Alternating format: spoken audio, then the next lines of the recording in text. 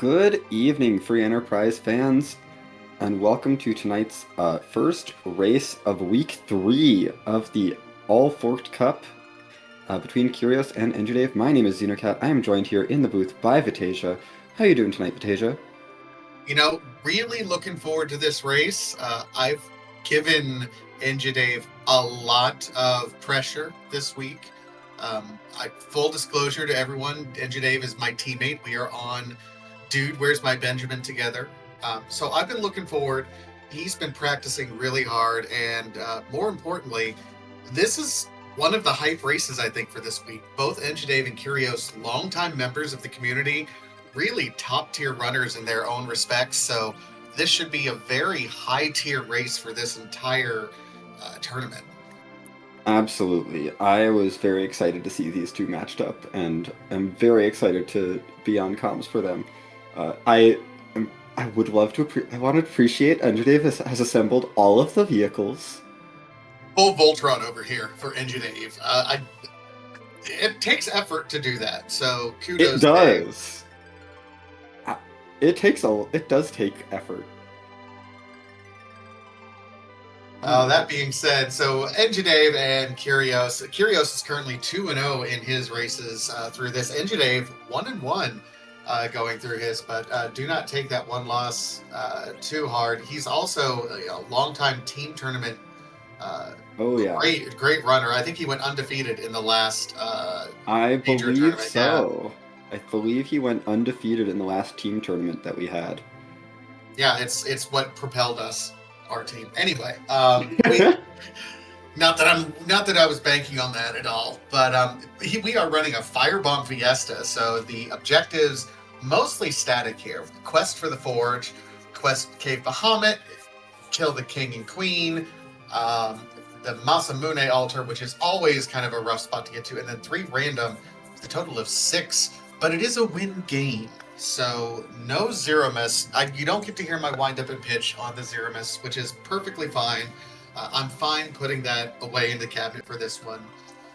Otherwise, Zeno, how about you tell us some of the other keys to the Firebomb Fiesta flag set? Yeah, the other things that at least I've noticed is that it is S-Wild, which means you can buy J items early on.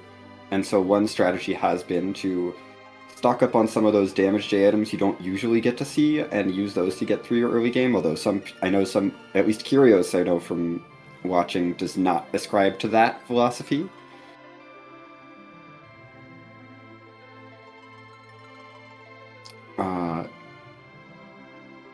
I don't remember all of the specific details. I believe we have... Is this the one where there's some of the monster boxes are in? The monster boxes are... Cade Main, Miab above. Right, yes. Pink. Yeah, so only the ones that are above ground. So that's going to be the ones in Eblin. It's going to be the Flame Dog chest that's in Zot. It also, coincidentally, because they are above ground, it's going to be your hook does unlock the 2 that are in the Eblin path on your way into the underground. But also, doesn't that include both the monster box in the Giant and also the Lunar Subterrane as well? I believe it does, yes. I know what the flag sets are, I just mix them up all the time as someone who doesn't run any of them. They're all, here's the thing, they all are callbacks to previous tournaments, absolutely, and they're designed to kind of bring the community together through our history that's been going on for, we're going on 6-7 years now of tournaments that have been going on, so this is a fantastic highlight of a lot of things, but it's with a little twist. It's like we're sprinkling some tahini on everything and giving it a new kind of flavor with some different flag sets. Witch Bez is on in this particular flag set, which is one of my favorites. Witch Bez is, yes, love Witch Bez. Also, Pink Tail is a key item check in addition to the Rat Tail. And we are off. Kane and Palom, that's a pretty good start. Yeah, I'm happy with Kane and Palom plus a Sandruby. Just in case you didn't like your first 2 characters, here's a third one. Yes, please. This is going to be interesting because both Kyrios and Engidave, these are great enough runners in each of their respects. When you see them running in most other flag sets and most other races, not to discredit the other racers, but they generally rely on their own execution, they rely on their own performance, and they just kind of do their own race. When you're at this caliber, though, with both of these, it's really going to be interesting, the subtle nuances that they both do. I'm going to love to see what these two do, and there's already divergence. Yeah, Dave is headed straight to Baron Inn to get the info on the Baron Inn character, do some looting there. Well, Kyrios is off to the Watery Pass, and I did forget this is, I believe, the T-Money flag set. Which Right. means we're not going to get any items directly from this looting, but the looting is how we're going to get the money to buy the things that we want. Oh, that was a great 50K box by Kyrios right there. That was a great pickup. And there's there's a 65 GP. That was Hey, loaded. GP. Wow, that's so much gold. I mean, when you see a 65k GP chest, it's basically, that was probably a crystal sword. Yeah, that's just fantastic to see that much money early on, and Dave's going to be picking it up too. The intel that Dave picked up, he saw a Sid that was available as his extra character, and he did see the 4 elements that were sitting around the table just chilling with Sid. That does also tell us that Rubicant is our in our Beigen spot there in the opening cutscene. So right. Great intelligence already early on from Dave's routing, although we do see Kyrios said, hey, we're going to get this Tella. Oh. This would have maybe been nice before we looted the Watery Pass, so we could loot more of the Watery Pass and exit out, but... And I guess we could take him because he's a body and he has exit and blink. He's a body, you're already here. Exit is going to save you more time, at least in the early to mid game. We can ditch him later. That's perfectly fine. Remember, we don't necessarily even need to grind because we're not worried about Zeromus, so he might just be a viable character to help us navigate the world a little bit easier. We see Zeus gauntlets here at the Kaipo armor shop. Kyrios definitely going to pick one of those up. Those are quite expensive, but they are also very good. So a little bit of divergence. We saw Kyrios did make an aggressive buy for that Artie bow that was available in the weapon shop in Kaipo, but we did not see Dave get that. So it'll be interesting if we do have a bow wielder right now in Palom. That's not really his preferred role, though. No. We try to keep him where his magic power is high. No, Palom with an Artie bow is... He can hold it, he can make use of it. It's not... Palom's probably like the 5th best character that can use the Artie bow. No, well... That's being generous right there, honestly. That's being generous. Never mind, he's like the 7th best character to put the Artie bow on. No. Oh! No! Oh! Dave! Oh my goodness, Avengers. And he got it.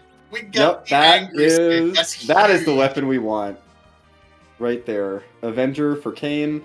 That may never leave Kane for most of the season. Here's the interesting thing. Kyrios is going to be here. He spent his money. He hasn't done quite as much looting as Dave has. Yeah. I don't know if he's going to have the money for that Avenger. I don't know. He's got 72k, which is not enough. No, you need 150. So he knows that's there.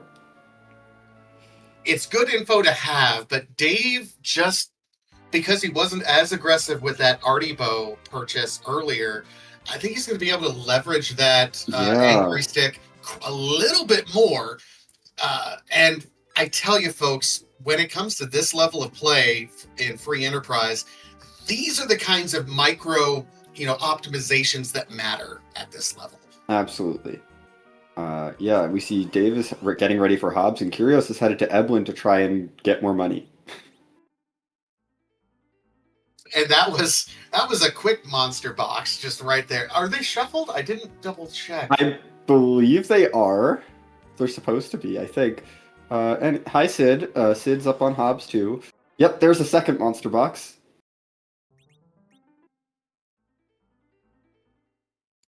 Wow. In the meantime, Plague, this is going to be relatively trivial. I think, yeah, we're going through this pretty Yeah. quickly. You got a base level Kane who, with that angry stick, has 10 extra agility. He's actually fast anchoring right now. Oh wow, there's a lot That of was a money. lot of money in Eblin. That was a 65k and a 30k. That's enough for the Avenger. And Kyrios says, "Yeah, I'm done." He's like, I just want enough money for an Avenger. I love this heads up play by Kyrios right here. I hate it because I'm rooting for Dave, but I love it as the actual. Look, It's we're all recognizes complicated I up got here. enough money. I'm gonna go get this Avenger now, and then go get my seed started because that's all I need. It's a great heads up play by Kyrios, knowing exactly what you need to go online and immediately getting that Avenger back row glitching, headband, strength, or Zeus gauntlet as well.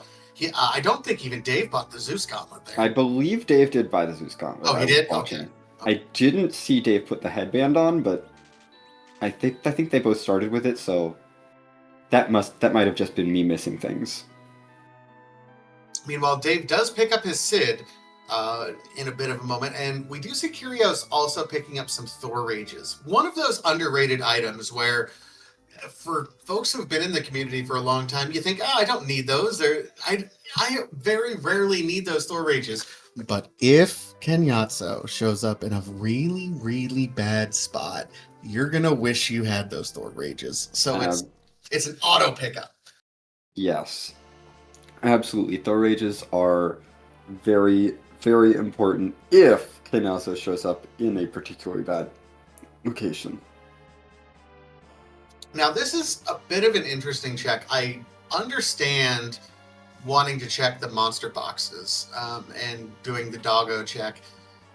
But if it's not in these first two, as it's not in this particular seed's case, it's a long walk. And by the way, you can't exit out of here. So it's either do a kind of save scum and get out, or if it's something worthwhile, you have to walk it out.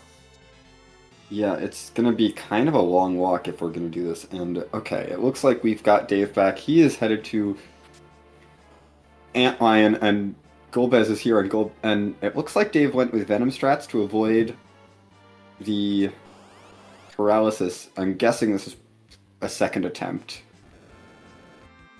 Yeah, this is really interesting on Dave's end. I mean, keep in mind, part of the Golbez script is that he will cast paralysis if you have any other status condition on you. That paralysis will not hold Piggy, Minnie, or in this case, Venom, because that was really all he had.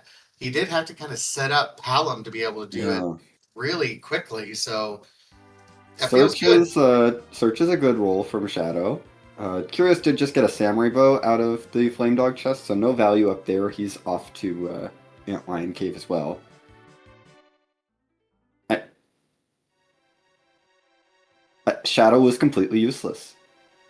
Completely useless. And before we even got the let's do this script, we are through. I think the only thing Shadow managed to accomplish was turning Sid into a pig. Oh, hi there. Wonderful, we can go to the moon now. Here's the thing. I have known Dave for a long time. For many years. We've been teammates through, the Tango season. We've been teammates on the previous two team events. I know how he thinks. He's mathing right now. Can I go ahead and do a D machine grind? I feel like that. I don't know about a D machine grind on this flag set. You don't have a Zeromus to fight. If you can get yourself through some of those summon and moon spots, like that's all you need to do. Yeah, that's all you need to do, but he wants to be able to just steam. Oh, it's also everything. Eno XP. Oh well, okay, never mind then. That would make That it pretty stops it, difficult to D machine. I mean, you could do a D machine if you really wanted to. Now I know why Dave wanted to do this flag set when we were parsing out what we wanted to do, because he hates grinding. He'll do it, but he hates it. Yeah, we can't really do a grind here. You don't get experience, you don't get money from encounters. You could do a D Machine grind if you really wanted to get whatever they drop. So it's worth pointing out that of our objectives, we do technically have two available to us right now: conquer the Vanilla Masamune altar and complete Cave Bahamut. It's not something we want to do. Those are probably the No. two last objectives we want to have done. So that early Yes. darkness crystal is a bit of an albatross for both of these runners. Hmm. And Dave did just finish Fabul, and apparently the prize that the Dark Knight left behind was the Crystal. I mean, sure. Yay! It's a shiny rock. That's all it does in this flag set. It's a shiny rock that takes up a slot in your inventory forever. It's slightly worse than a dark matter. That's all it is. It's dark matter. Well, hey, at least it increments your key item counter by 1 when you have it. Meanwhile, Dave does find sorcerer robes. A great piece of equipment. Absolutely functional for any mage that you want to do. And frankly, we have a Palom and we have a Tella. That'll do. Absolutely. I mean, Sorkrobe I consider basically endgame for any of the mages, so. Just a +5 bonus to the stats plus the good armor. I'm sold. Yeah. Dave, here's what I think is happening. Dave loves doing the last arm check on the giant. I call it the Engidave check. Whenever we're doing anything together, I said, Dave, go do your check. So I think Dave's going to probably do an early check. I'm not saying he's gambling against a high quality opponent. This is just Dave being Dave, thinking I can do this. I'm betting that's what he's doing. In all fairness, the last arm check is not particularly hard. Like, it does make a lot of sense to do at this point. I'd feel a little weird personally about doing it before Baron In or something like that, but it's not completely out of the question. Oh no, I think especially in this particular case, it's a fantastic check. Does look like we're set up, and we do have, it's worth noting, we have hourglasses as well. We were gifted some hourglasses as part of our kits. It would not surprise me if we also check the hairdryer's chest up here on the moon. Throw an hourglass and just let Kane hit things and get through this. It's great experience to get your Quake kit online. And in combination of that, like, you can get through it and you're doing all right. And there's a white mage for us. Like, everything feels great about this. Yes. Especially with Porum joining here, this is a setup where I'd absolutely consider just go ahead, knock out the hairdryer chest, take out the last arm chest while you're at it, because there's never going to be a better time. And then get back to the blue planet and go back to your checks. Yeah, we are still looking for our underground access, which does unlock quite a bit else. I mean, so our other 3 objectives, other than the static objectives, is destroy the super cannon, liberate Baron Castle, and complete Cave Magnus. So Baron Key, Tower Key, and Twin Harp. Be on the lookout for those key items in addition to everything else. Our underground access will give us access to King and Queen, of course. And then there's the Forge, which, correct me if I'm wrong, but in this particular flag set, Forge doesn't seem to pop off too frequently. No, not very often. I mean, you need to get both halves of Forge before you get access to, like, 2 of the other objectives.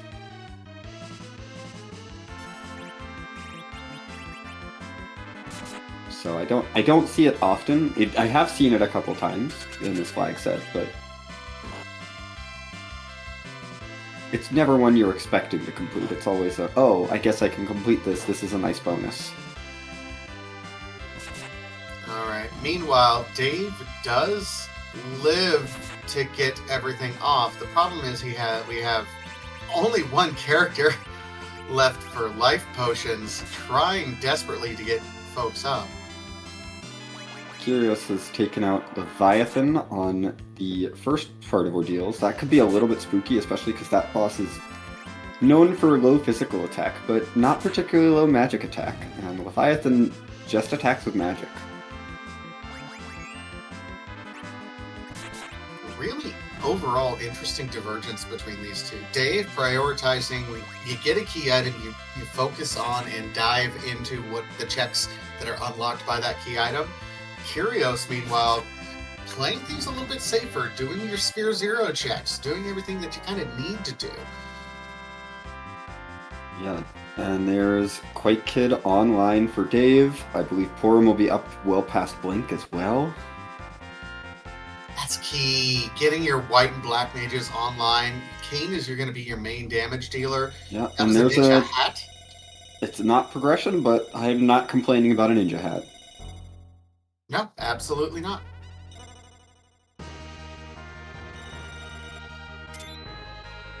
And that's it for the moon. Dave is back to the blue planet.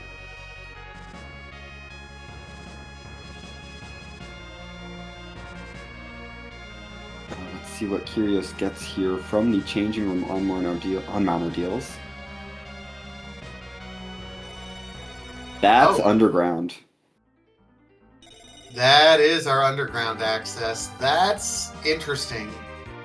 We'll see if that might be Dave's last check, honestly. It very well could be. Mount Ordeals is kind of a long sequence to go through.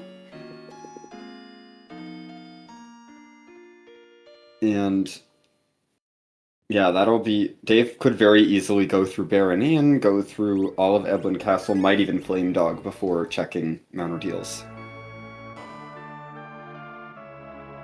Drinks Glue asked a question. Is this the flags we can do, the ribbon room glitches? So that's the 64th floor glitch? No, this is the Firebomb Fiesta. That flag is only available in the ZZA, the Zemazone Anthology flag set. So not in this one. Yes. That's the one where all you have to do is forge the crystal and then go in.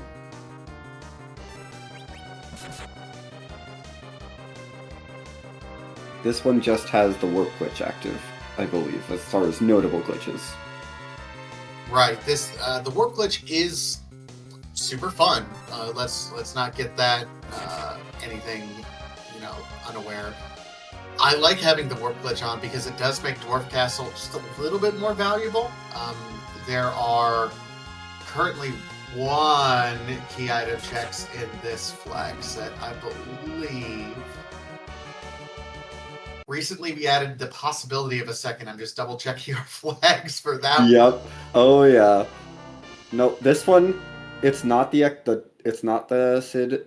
Sid is not the one with the key item. The no free item is behind the package, so the package actually does have a key item check. Oh, okay. It's interesting. I've really enjoyed the variation that the fork flags and even the base flag set. In that free key item, there's some added flexibility, adding weight to a Dwarf Castle check or giving weight to previously key items, but like key item lights, the one that didn't really lead into anything. Yeah, I love that the package gets to be useful, because no one wanted the package to be useful. Hey, I've lost races to package checks before. In fact, I've lost races to Kyrios on package checks before. So, absolutely, I'm fine with the package being useful. Let's make the package more useful, so it's not, oh, I'm going to sit through 2 minutes of package to see what if this is a demist behind it. Are you saying we got to make the package great again? I was not going to say that, but... Okay. I don't know.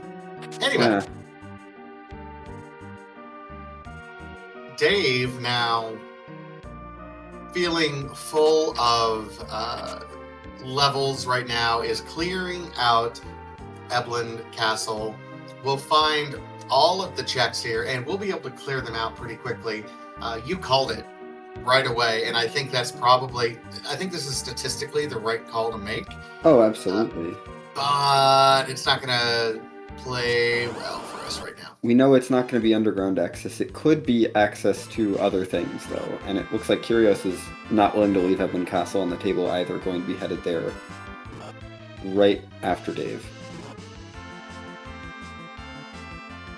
Curious, we have Kyrios already setting up his agility anchors at that point. Instead of fast anchoring like Engidave is, saying, I can take the hits, let's keep them coming, decided to slow anchor, put Tella in his middle slot specifically, trying to reduce the amount of damage he has coming in. Yeah, Kyrios doesn't have Quake on Palom yet, I believe, and doesn't have that Porum at all, so doesn't have that power that Dave has, and is going to throw for Stone from Tella, which works. Wow. Thanks, Tella. Thanks, Tella. See, he's useful early game. Oh. Yeah. Oh, Pan.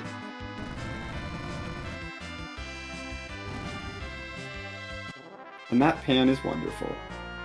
Now we can single dip the Sylph Cave. Anytime you can single dip. Oh! That was also value, and the tower key, that is one of our objectives. That is very good.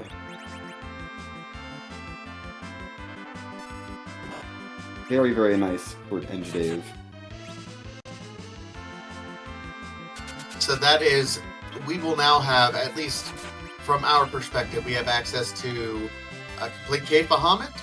We have the ability to do King and Queen. We have the ability to do Masamune Altar. And we have the ability to destroy the Super Cannon. That is 5 out of our 6 required objectives that we need.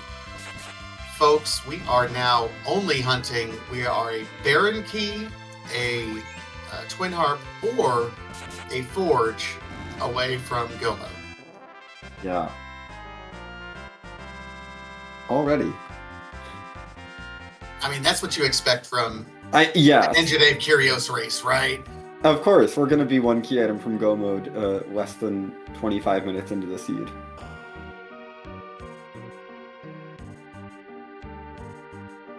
This is the point where both runners are like, oh, we're that close, huh? Mm-hmm.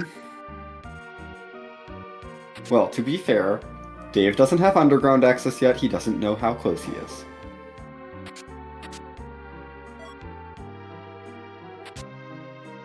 But he also knows that underground access has to be somewhere on the overworld and is not going to be in the last arm chest or the... Well, yeah, in the last arm chest because he did hairdryers. It's interesting. That divergence from the moon, I generally like to play because it certainly got him the levels necessary. But as you mentioned, Dave is going to be checking literally everything else. And not even save scumming. He is committed to checking this and leading into it, which means that he is going to last location ordeals. If Kyrios fades the moon at all, he will have kind of a slight straight line edge at this point in time. Yes, but he does have less power. Less power, does not have a white mage, so if anything really rough shows up, now, his Tella is certainly capable of casting Blinks and Berserks as needed, but, that can only take you so far. Yeah, Tella is... He does his best, but he is not at the quality that Porum is. I mean... Isn't he? In a win game scenario, and I think this is something that is debatable within the community, in a win game scenario, you are not worried about zeroness. If you throw just any ring on Tella and even a half decent shirt, Sork rope, wizard rope, yes, then he can be fine, but he needs that to be equal to Porum's power. Yeah, okay. He's viable. I'm not saying he's not. I still don't think he's quite on Porum's level.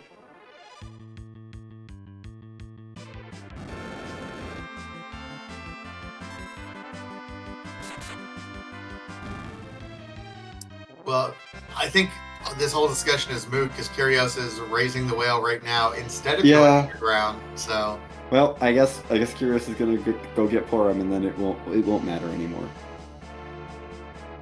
Yeah, Dave has to now walk this samurai bow all the way down the Tower of Zot.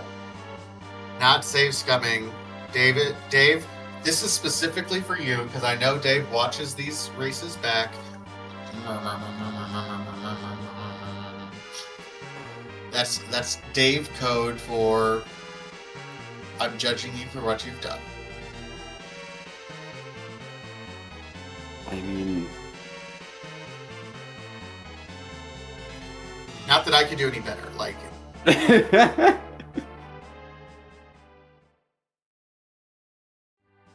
this is what happens when you fade Ordeals and it has the magma key. Ordeals is honestly a pretty quick check. If you have the levels, like, you can steamroll through those bosses pretty quick and reset out as soon as you know what's going on as well. Yeah, especially after getting Quake on Palom, it's gonna be a super quick roll right through. Here's a Quake, there's a Quake. And I guess Kane is going to hit something.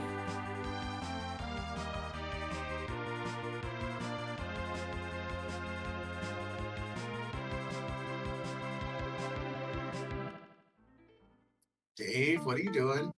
Shopping? I don't know what we're shopping for, but Dave is shopping. I mean, yeah, I see that's what he's doing, but Dave.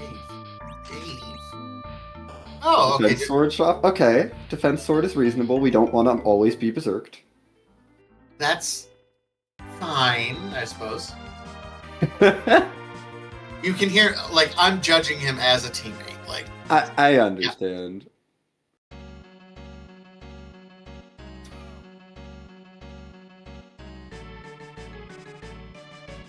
Sorry, I'm just chuckling at Automud. I saw that too. I was like, Judge Joe, Glass Hats got auto-modded by you for a second. That was... Yeah, glass hats are just a piece of equipment in this game. That's an okay term. It's fine. That is not the green light for everyone to start calling Dave a glass hat, okay? Please do not. Please don't. Please don't.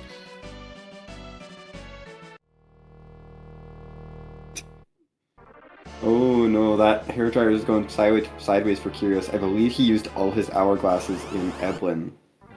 Oh, that's going to be a little bit rough. Has to equip wizard gear on Palom. Has a level 10 Porum. It's like, okay, here's to hoping. Yep. Yeah, that's going to be a little bit difficult.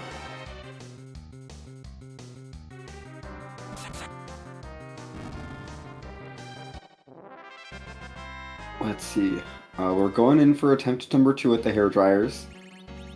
Dave is plowing through Mount Ordeals. Yeah, this is going to be quite quick. And meanwhile, Kyrios, attempt number 2. I see, we have Quake. Palom just needs to not die.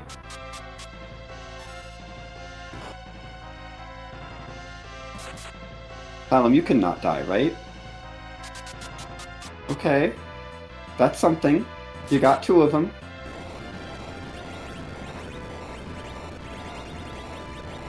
Thank you, Sid, for your sacrifice. I think his cane is now zerked up, so we'll be able to get through this. It's not going to be pretty. Oh, and his Palom... Oh, Porum is not getting experience, but that's okay. Dave certainly had the better... Yes. Using the hourglass there definitely made the difference. But in the straight line race now, Kyrios is with a weaker party, weaker Porum for sure. Kyrios is ahead at this point. They've both done, at this point, all the same checks. Slightly different order at this point. Dave is getting his magma key now, and we're just off to the races. Who can do the underground most efficiently? And despite all the variants, I don't think either runner has been in the same spot ever in this entire race up to this point. No. They'll be going into the underground within like 30 seconds of one another. Yeah, Dave is about the length of time it takes to walk down the mountain behind.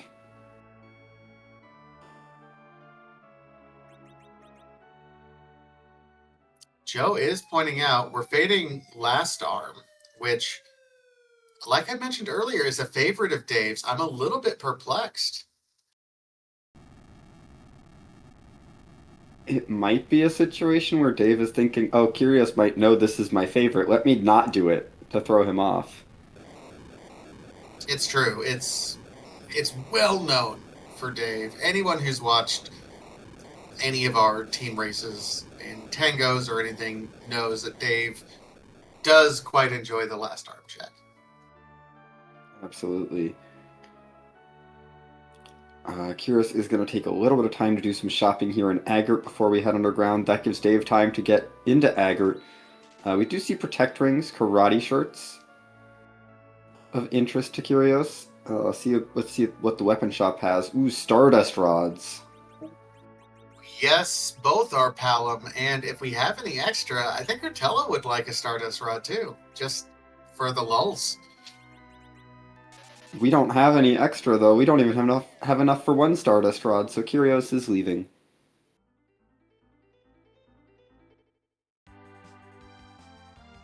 And yeah, we're gonna be in underground back to back. 31:53, so we're going to be timing it how long until Dave is into the underground. It'll be fast.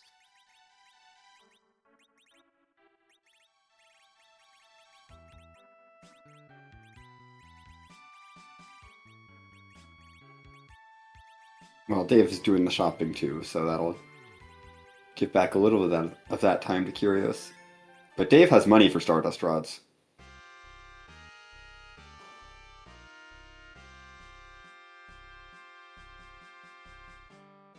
So about 30 seconds behind is where we're at for Dave. A little bit more. Yep.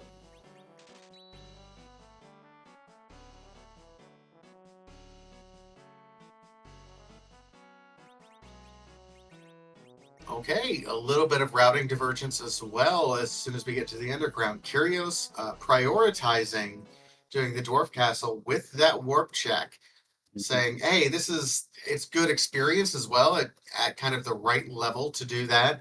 Dave, meanwhile, doing some shopping and the rest. I think he's probably going to hit Feymarch freebie, peek the bosses there for the intelligence, to know kind of where his levels are going to be. Wouldn't be surprised if he completely okay, we're doing tower instead. There's an objective in the super cannon. Let's knock out the objective. We'll see about doing the top of tower, but at least knock the super cannon out at this point.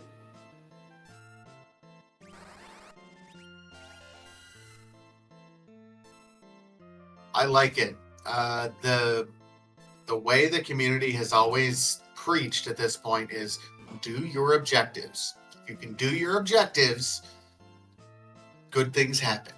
Yes. Especially if those objectives can lead to progression, do those objectives first. Then, you can check your freebies and all that, but do your objectives.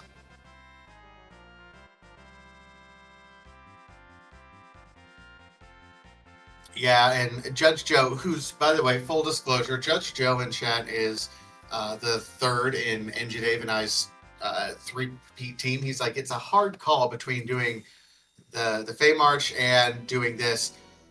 Oh, hey, look, it's Demist. It's Demist, but that doesn't matter. But that doesn't matter because Demist's item is no longer Demist's item. It's now attached to the package. So we don't care. Meanwhile, we do have a free check here. Officer Soldier in the back half of the dwarf check. I think this is the second boss. We completely missed the first one because Kyrios just overran it. The first one was Mylon Z. Oh yeah, that's fine. And Mylon Z is a joke no matter where you find him. Yeah. He's a third free boss. He basically is, yeah.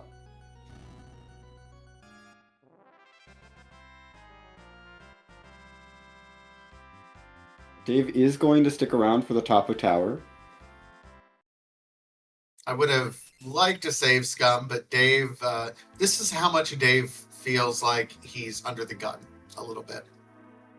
He's trying to avoid excessive saving.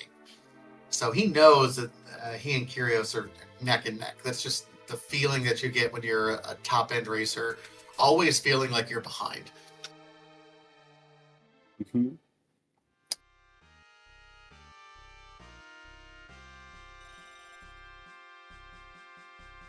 And here's a wyvern.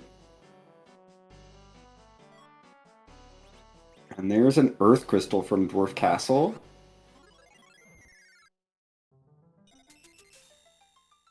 And the warp glitch is going to be the package. Ooh, okay, that's an extra key item. But So no immediate value out of Dwarf Castle, but 2 extra chaining key items. meanwhile, Dave, finding that wyvern is gonna get counter nukes, but how hard are these gonna? Yeah, they're not gonna hit overly hard. They're gonna one shot our lower HP characters, but like Kane and Sid are gonna be able to shrug off these nukes. Yeah. Porum getting nuked is fine. She was magneted anyway, so this is actually good.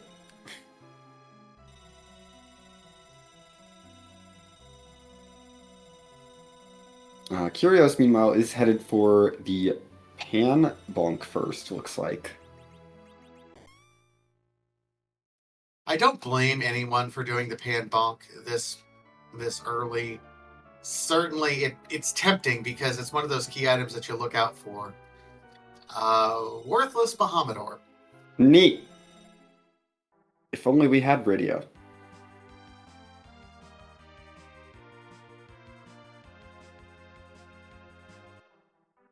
And Kyrios looks like he's going to be heading up the tower right after Dave.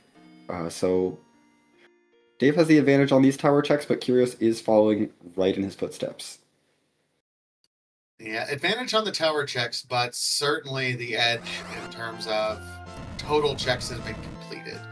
And let's face it, Dave doesn't exactly have the ability to reset out of anything that Kyrios has done up to this point in time, because they could lead to something. We just don't know yet. Yeah, we can't be resetting out of an Earth Crystal or a package from Dwarf. There's a Rat Tail at the top of tower. That's another potential chaining item, so we weren't going to reset out of that anyway.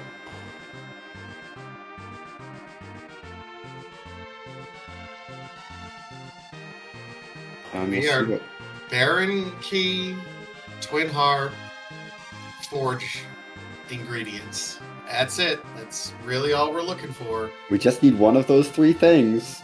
Well, I mean, one of those things is actually 2 things, but one of those things is 2 things, yes. One of these things is not like the other. And we're gonna stop singing that song there. Best of luck, chat. That's stuck in your head now. Good luck. Oh, it's stuck in my head.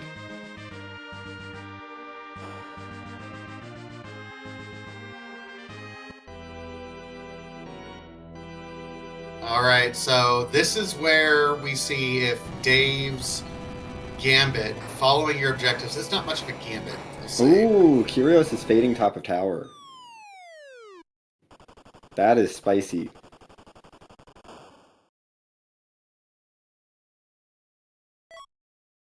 And that's half a forge. So now we truly need one of 3 things. Oh my goodness.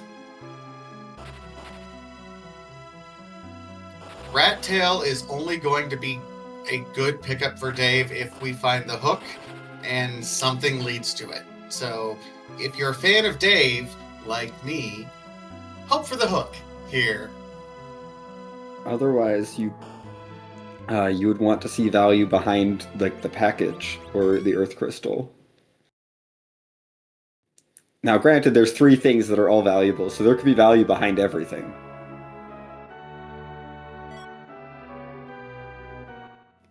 Yeah, Kyrios headed straight for the Fey March to go for this freebie. So help me understand this, and I'm not criticizing Kyrios surrounding because he's beat me several times. For me, I would have saved Scum outside, as soon as you complete checking the pan, and then immediately go turn that in, because that's 2 checks right there. Like, it feels like if you're that close and you're 1 key item away from go mode, Well, you turn those in. you're gonna be doing the super cannon anyway because it's an objective. You may as well do that first. And Kyrios is in go mode, by the way. Oh, The Legend Sword was at the Frame Arch freebie, so we're in go mode. okay. And the pan has nothing. So Kyrios is in go mode. We'll see what Dave decides to do. Ultimately, the dwarf castle check is nothing. If Dave goes to dwarf, that's going to be a good 5 to 7 minutes that he's going to spend doing a lot. Okay, this is Mylan and Friends and Mom Bomb, neither of which are super free there. Yeah, we did get a Moonveil from Sheila, which could help. And oh no, Dave. Dave's going to dwarf. Now, Dave used a cabin outside dwarf. Yeah, the saving grace that Dave has is he does have more levels. So he might be able to get through this a little bit faster, so it won't spend as much time. Yeah. But I mean, the key is going to be that king and queen, and then whatever's at the Masamune altar. We get Piggy Stick! That is actually good. That's like an Excal, but for Kane. Yeah, it's Excal for Kane. It's pretty good. Oh my goodness, the Forge Shop had a useful thing in it? I mean, I always root for Scrap, personally. If you count Murasame for a team with no edge as useful.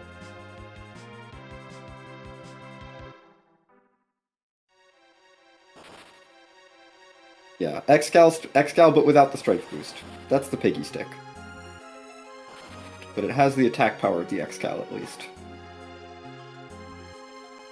Alright, so Dave is going to be doing the Mylan Z and Officer Soldier fight, so he's going to take they're free fights, and the experience isn't bad.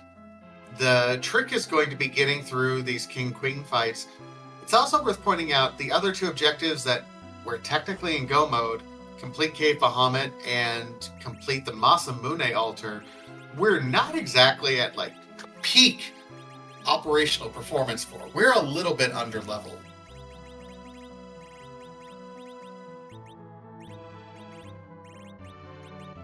Yeah, we are definitely going to need to do a little bit of good strategizing here to get through these Fame Arch fights. Mylan and Friends isn't too bad, but Mom Bomb is going to hurt. And these are probably not going to give us the experience we need to be ready for the moon fully.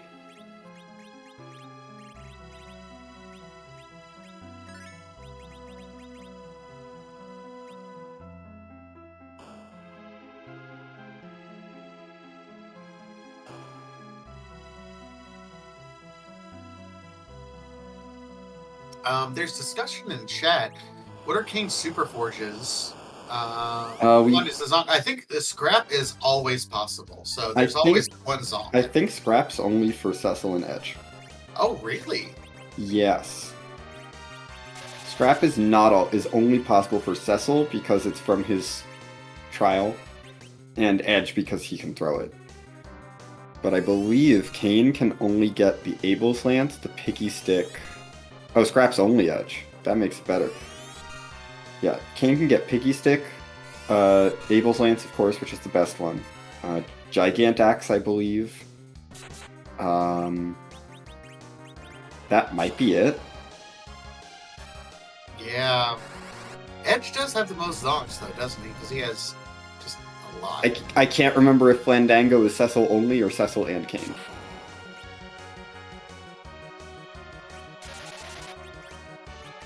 I feel like Flandango is Cecil only, though. But I may be wrong. Meanwhile, Kyrios, yeah, he's got Blinks rolling now on his party. This Mylan is trivial at this point. Yeah, we're gonna get through this Mylan no problem.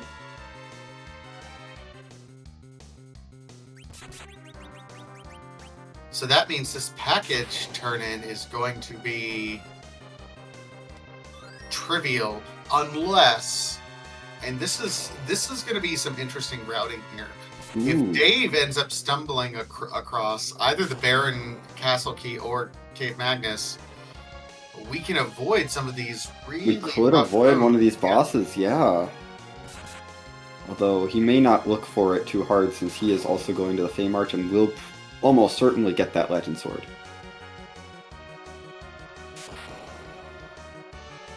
I mean, I'd like to say you're wrong in the almost certainly, but we've seen runners forget to open this chest before. Yes.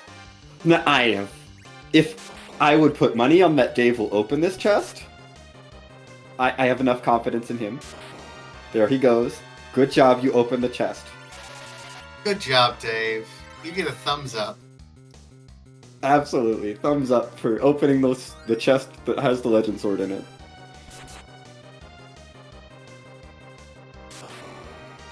Meanwhile, Kyrios working his way through here. I'm not going to say it's slow. He's doing it safe. I got to think that Dave is set up to go through this Mylan fight maybe a little bit faster just because he has more levels. Yeah, I think Dave will be doing a bit more damage here to Mylon. But Kyrios is through Mylon, friends. Gets the experience, there's some levels.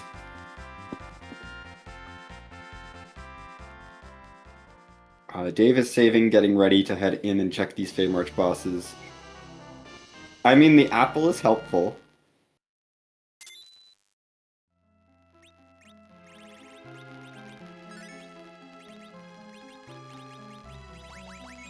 In that we can give it to Porum, and now Porum will survive, maybe. Let's see.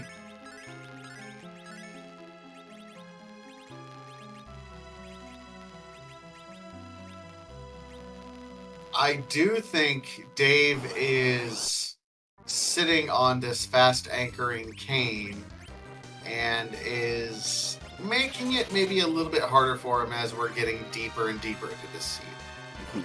And Dave did not go out and leave to get Forge, which is going to mean that he's got a little less power on that cane going through these fights. One thing I do want to call attention to is Kyrios very heads up using the Artemis bow to make Palom faster, and then taking the arrows off in the fight, but just the arrows to get rid of the wisdom penalty.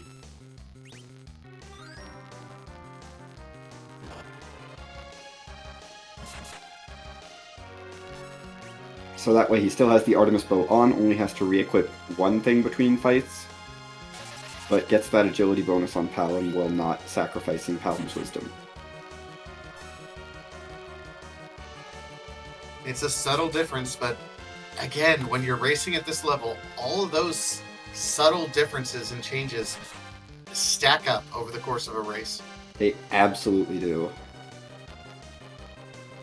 Mom Bomb is getting ready to explode. Kyrios is sitting on Palom's turn, get ready to quake the little bombs.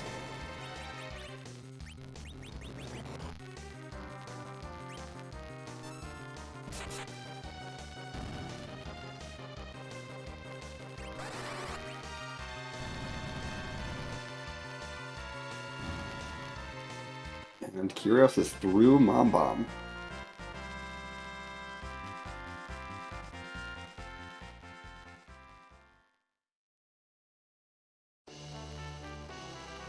We get another apple. Apparently the town of monsters is actually the town of fruit.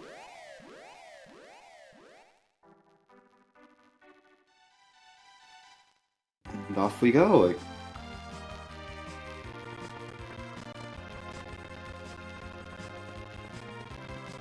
So at this point, Kyrios is off. We have 4 out of our 6 objectives complete. Again, Cave Bahamut and conquer the Masamune altar within striking distance. But Dave does have more power. He's going to be getting his forge very shortly after Dave completes these 2 fights. If Ooh, there's asking something about nasty. what the worst bosses left for these spots are. DKC would be pretty nasty. We have not seen the Gauntlet yet. Gauntlet would be significant.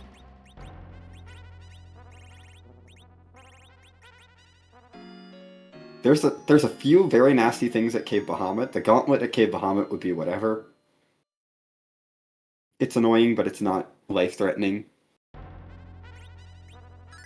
But there are some absolutely terrible bosses that can be here at Cave Bahamut with its high physical attack stat, and the Gauntlet at Masa Altar is something neither of our runners wants to see.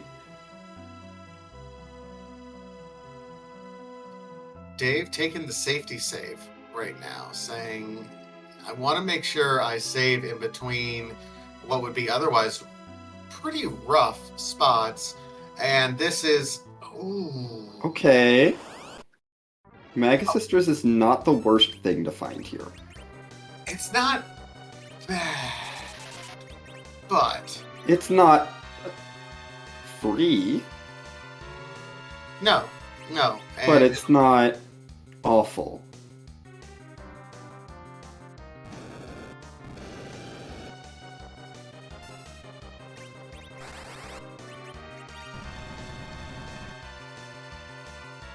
I mean, Quake, certainly it's set up to benefit you. Quake on the kid. And the magic attack is not super bad here. What's really going to hurt is the punches. So that's why you see all the blinks coming out. Yeah. Fortunately, they only get one punch between the three of them, so that's not too bad. And Cindy starts in the back row. So until you kill Mindy, Cindy's punches are going to be doing reduced damage.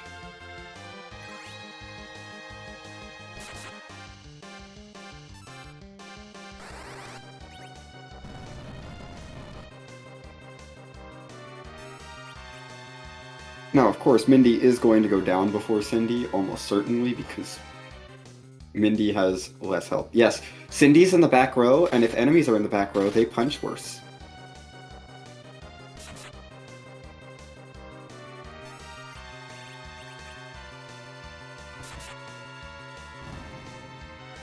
Because as far as I know, Cindy doesn't have the back row bit.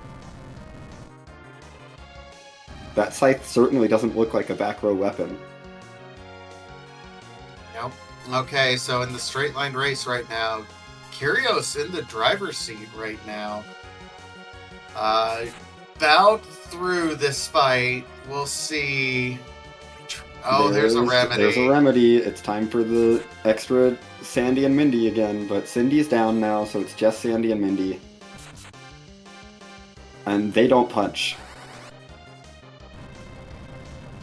They do not. It does seem like they can get through. The charm. Oh no! Charming Palom no! can be difficult. Yeah. Oh no!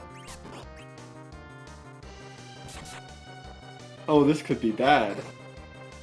It all depends. And he's okay, Venom. Venom is fine. Venom is fine.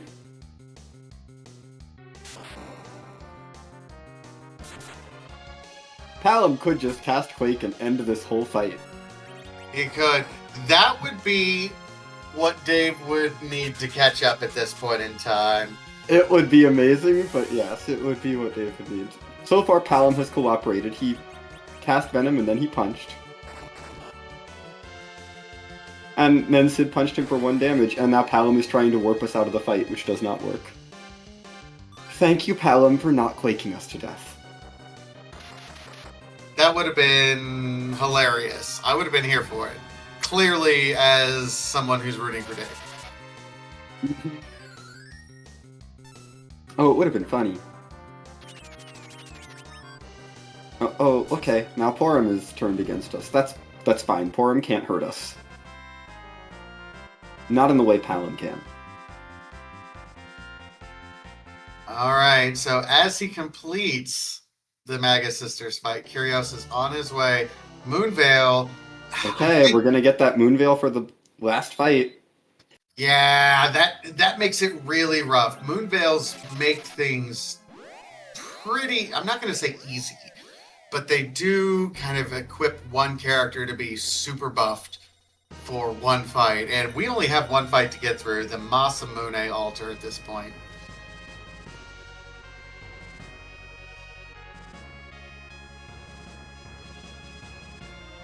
Yeah. Kyrios is flying over to the entrance to the lunar subterrane.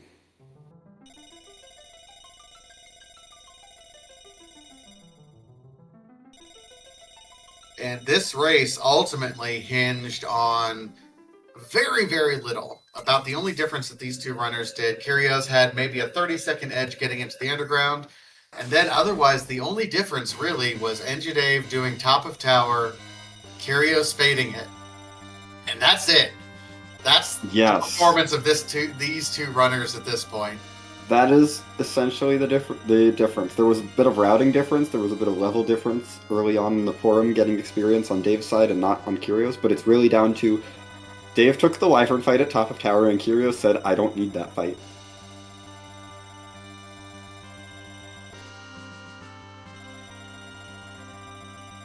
It's really going to depend on what boss fight is located here in the Masamune altar. So chat, I'm trying to drive engagement here. I want more people to chat in the chat. Get your guesses in. What boss still on the table do you want to see in the Masamune altar?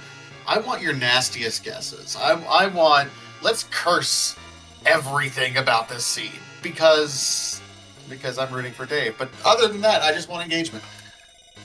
I mean, I already said I want the gauntlet down here. So we know where I stand. Ooh, Antlion has not been seen yet. Ruby, we know. Ruby is at Lycan Spot. D-Lunars, I believe, are still available. D-Lunars are still available. I feel like that would be free for... That's free adjacent. Yeah, it's free adjacent for Kyrios. We know how to deal with those bosses. Antlion would be very rude. But you could also just jump on Antlion, so whatever. DKC could be rude. It would have been ruder at Cave Bahamut, but it's still rude.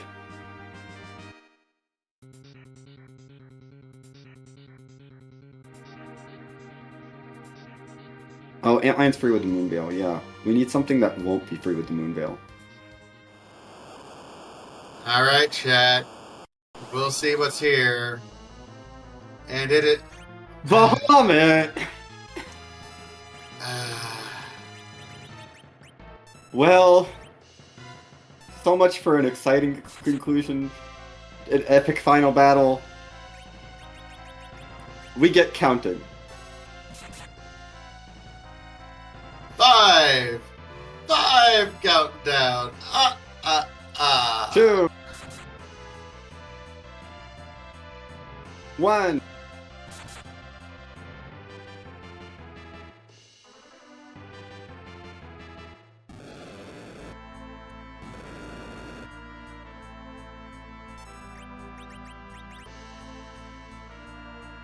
Yeah, I had hope there for half a second when I saw only Porum had the wall up, and then I realized, oh wait, this is Kyrios.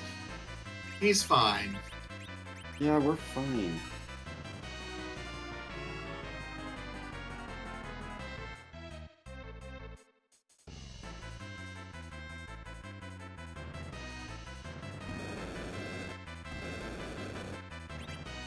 We're just gonna let Bahamut do Bahamut's thing.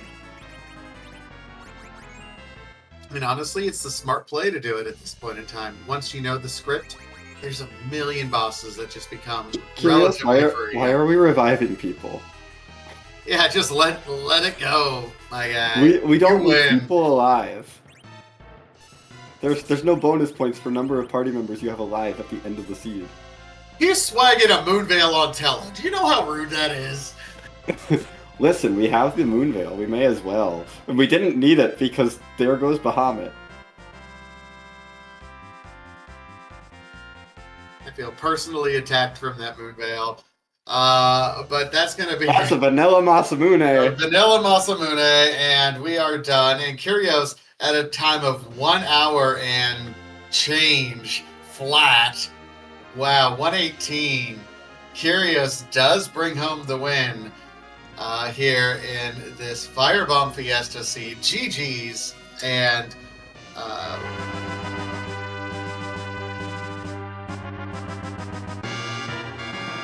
We'll see about getting Kyrios in here.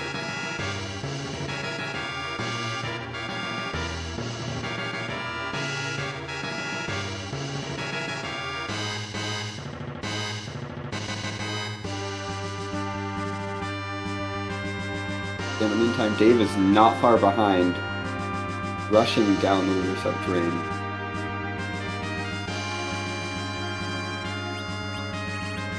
Yeah, he knows exactly where he is, and at this point in time, he knows probably where he lost time.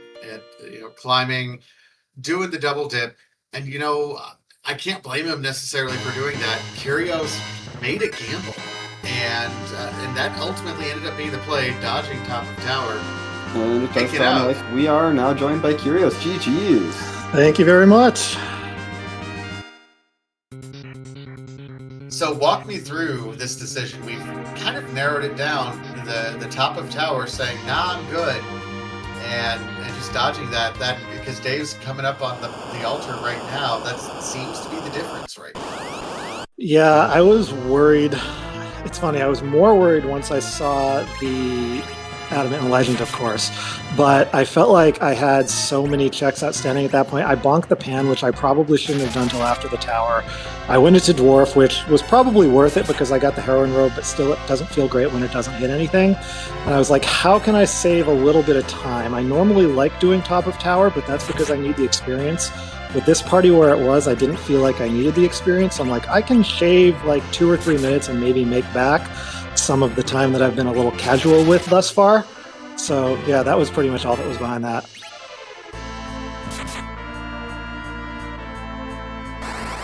I mean, it worked out for you pretty well. It was a wyvern up there guarding a rat tail.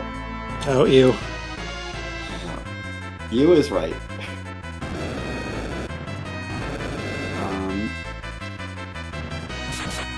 The other thing that I do want to point out that I thought was a little interesting, at least, was the choice to go into Eblin and then dip out as soon as you had enough for the Avenger. Yes, for sure. No, as soon as you see the Avenger in Troya, I think you just have to be like, I need money to buy this. What's the easiest way to get me money to buy this? We're not messing around with anything else. We're buying the Avenger. Mm-hmm. And since I had already looted Front of Watery, which was actually pretty good, yeah. I just like, what's the next place I can go? I can go back of Watery, but that seems a little silly. At least if I do Evelyn, I learn a little bit about where the boxes are. As it turns out, they were all in the same place. That was a little inconvenient. I wish I had just gone center first. But that was very funny. Yeah. Yes, the 3 boxes are they're all in the left tower. Mm-hmm.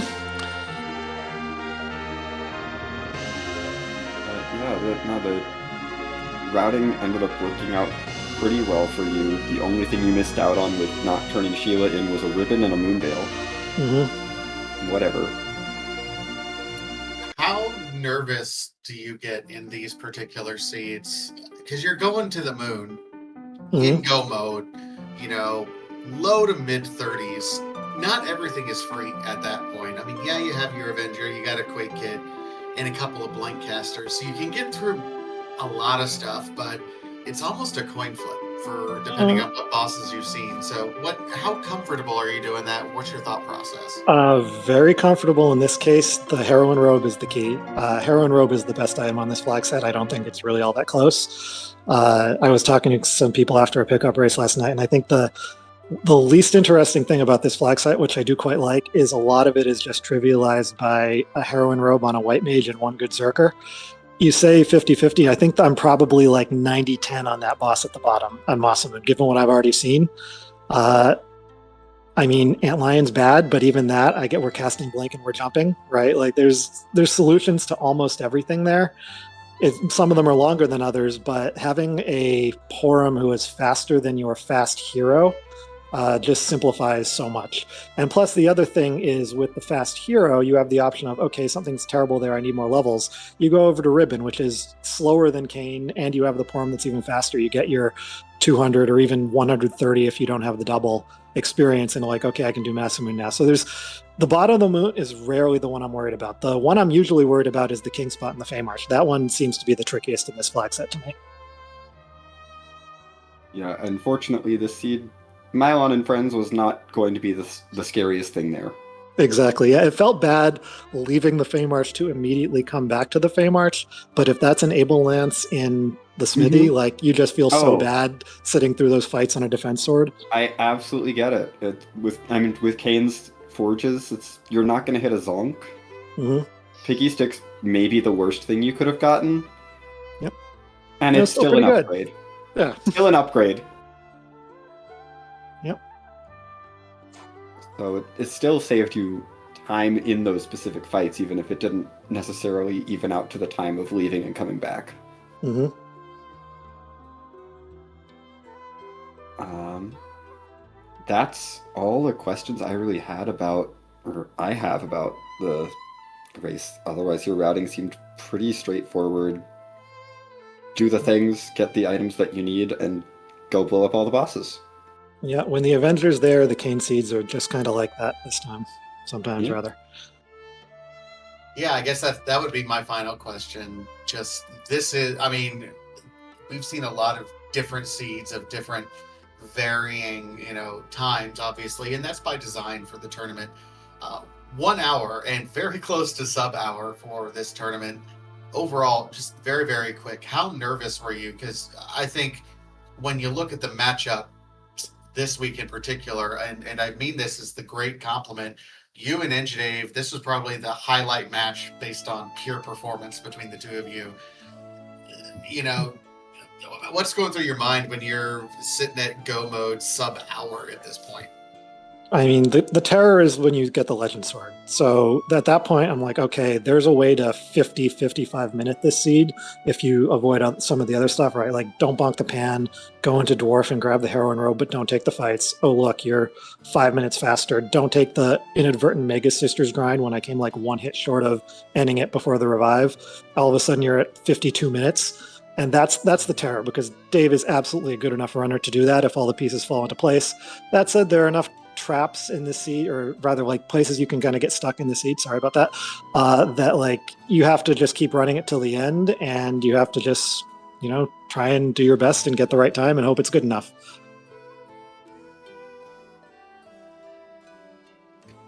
Well, either way, fantastic job. I'm still going to dislike you because you beat my teammate, but that's okay. Sorry about that. No, it's okay. Well, But GG's once again. Thank you. thank you so much for Firebird for running the show, Arenla for tracking, Vitasia, Zeno, thanks for all the work you do. Looking forward to watching it back. Absolutely. Thank you for putting on a great show for us. Thanks, have a great night.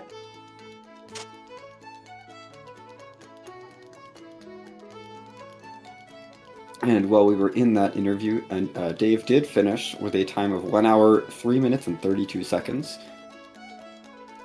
103.32, I think, beats just about anyone else in this tournament. It is unfortunately, yeah, really great time for this flag set. Absolutely.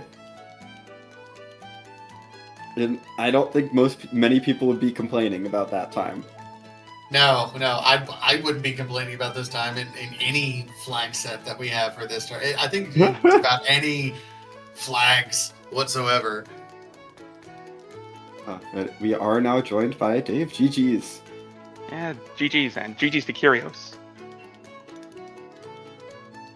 So I gotta ask, Dave, and I say this as your teammate, as your friend, how good were you feeling walking the lunar subterrane, just before the hour mark in go mode with one thing left, hadn't seen the dot done yet? How good were you feeling?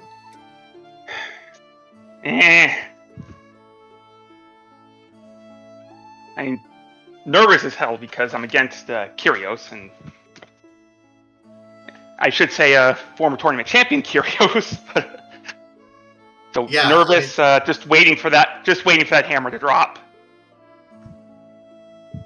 Yeah, it was one of those seeds that you didn't know what could happen. It felt like it was kind of all gas, no brakes from the word go. Well, when the second shop you visit has, the first shop has a Zeus, the second has an Avenger, there are no brakes. No, absolutely not. I'm going to allow you the chance to figure out where you think you lost the time. Well, we already discussed this a little bit, Jerkbird. I mean, yeah, Jerkbird, yeah, top of tower. He certainly faded that, and that's the difference. Really, was the whole thing. That was not a quick fight, and I went in without the Avenger on because I knew it was either going to be Wyvern or D-Lunars, and I really didn't want to deal with D-Lunars virusing me. Yes. Very understandable. Also, I hadn't saved since entering the tower, so... Yeah, no. You don't want to have to redo the super cannon room. Yeah. I wanted to check, and might be new information for the viewers as well. I didn't see in the spoiler log where our other two objectives were: Twin Harp or Baron. I was not paying attention. Oh, well, okay. That's I was getting a drink at the time. I can't keep drinks at my desk because a certain small furry creature will knock them over. Yeah, you know I'm talking about you. Dave's co-pilot here. I said that and got a little meow at me. I can go back real quick, check the VOD where they were. Well, looks like we got Baron at Zod, so we still don't know where the harp is, but that's perfectly okay. But given that it wasn't correct to go hunt either of them down when finding darkness, because even if you track them down immediately, you still have to go through Baron or Magnus. Yes, and both of those are kind of long. And I mean, Forge was do your objectives when you get underground and your freebies, and there you go. Yeah, I just didn't choose the right things to do. I was curious, because I know that you liked the last arm check, and you didn't do it even though it was available that quick.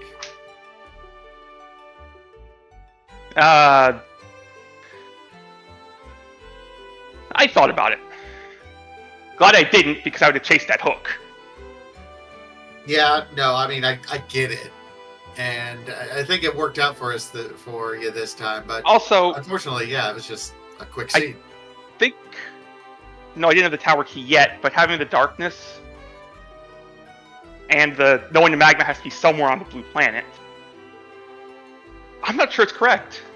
Yeah, you know that you're going to have to get your magma key back on the blue planet. So you could have gotten like one of the other things for go mode there, but... Yeah, Baron would have been ideal out of there. Yeah, but it's still, I mean, you're still knowing, like, hey, this is not going to lead to my underground access. It could have been a nice objective, but not underground.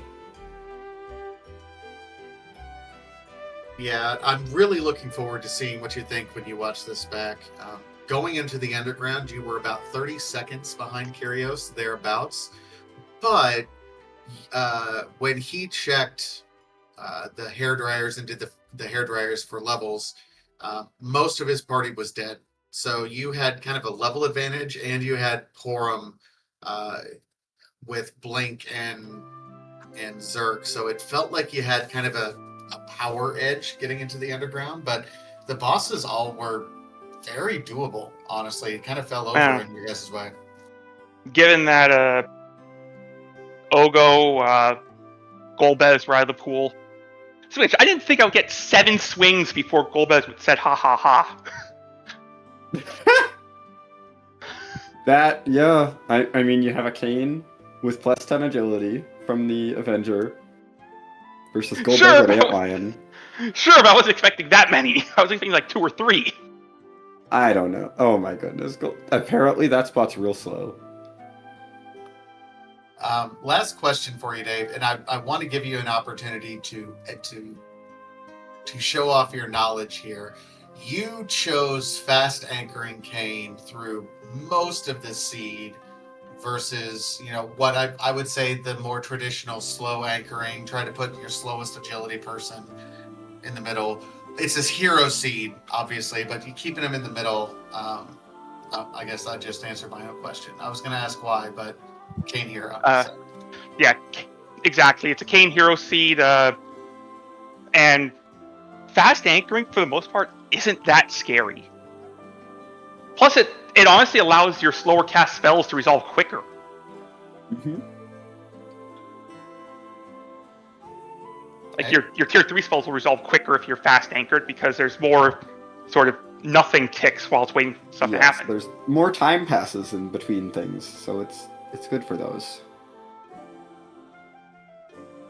And time is in heavy quotation marks there. It's like no more. Yes. More tick. Anyway. That's why those quakes were resolving as quick as they were. Mm-hmm. All right. Well, any other final thoughts before we let you go here?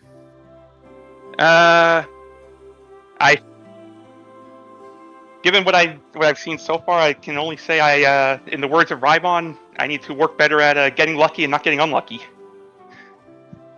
You work on that, sir.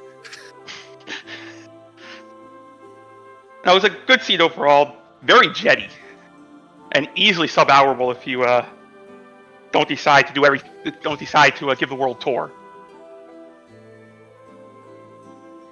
Thank you, Upfield, for rolling this. Aaron Lore pushing the buttons. We gave you a bunch of them. And you, Vitasia and Xenocad, for doing comms. And Vitasia, I'm sorry for putting the pressure on you this week. Yeah, thanks for that, buddy. I appreciate you.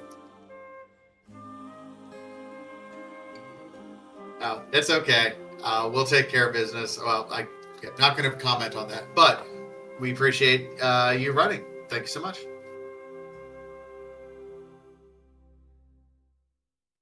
But with that, that was Kyrios versus Engidave. That was just a fantastic race. Yeah. Oh my. Really goodness. showed off two runners at the peak right now in the community, running a very tight race. I hoped everyone learned a lot from this because they showed off a lot of different skills here. I mean, it was just go, go, go the whole time.